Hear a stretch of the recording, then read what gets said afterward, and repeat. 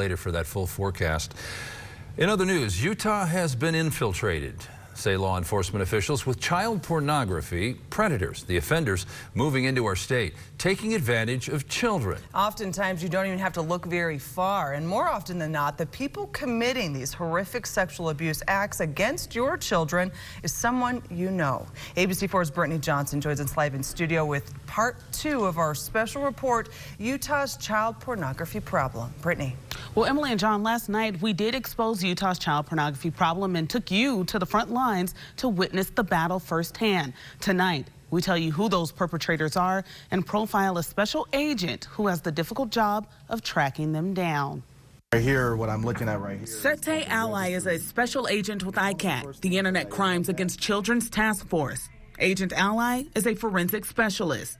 His job: follow the digital footprint left behind by those who possess, distribute, and produce child pornography. It could be somewhere from a clergyman down to a guy living in his mom's basement, to a CEO, to a school teacher, or a cop.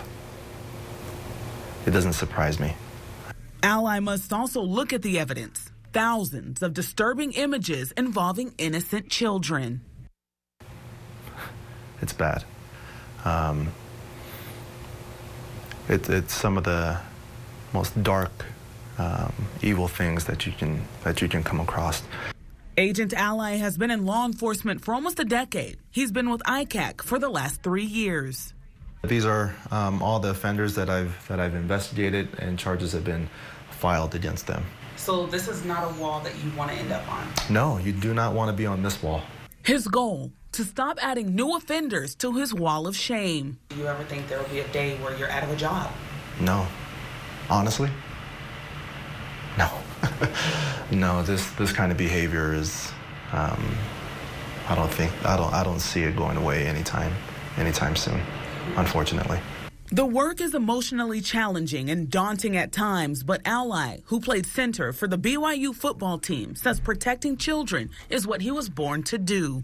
As an offensive lineman, those 5 guys, their job is to protect the running back, protect the quarterback, so we can get a touchdown.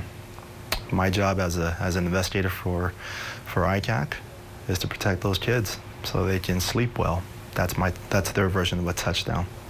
My job is to keep those linebackers, those corners, those defensive linemen away from these kids, and I'm okay to do that. Because there's nothing on this, I'll stop this. Ally works tirelessly to protect Utah's children from child pornography and the perpetrators. But who's committing these unspeakable crimes? According to data collected by the U.S. Sentencing Commission, white males make up the overwhelming majority of child pornography offenders. Whites comprise close to 80% of offenders arrested for possession of child pornography in 2016. Hispanics, just over 15%, and blacks, just over 3%. Receipt of child pornography. Whites made up more than 86% of offenders arrested for receiving child porn. Hispanics, more than 7%, and blacks, just over 5%. When it comes to distribution of child pornography, whites make up close to 82% of offenders, Hispanics more than 12%, and blacks comprise close to 4%. Furthermore, data collected by the National Children's Advocacy Center shows that children between 0 and 5 years of age are 48% more likely to be sexually abused by a family member. For children between 6 and 11 years old, they are 53% more likely to be sexually abused by an acquaintance. And children between 12 and 17 years of age are 66% more likely to be sexually abused also by an acquaintance. The link between child sex abuse and pornography is undeniable. The U.S. Department of Justice found up to 80% of federal inmates incarcerated for possession, receipt, or distribution of child pornography also admitted to hands-on sexual abuse of children, ranging from touching to rape. The agents with ICAC soberly admit the problem seems insurmountable and that they cannot save all the children. But they are fast to point out they will not rest until they put the last perpetrator in Utah behind bars.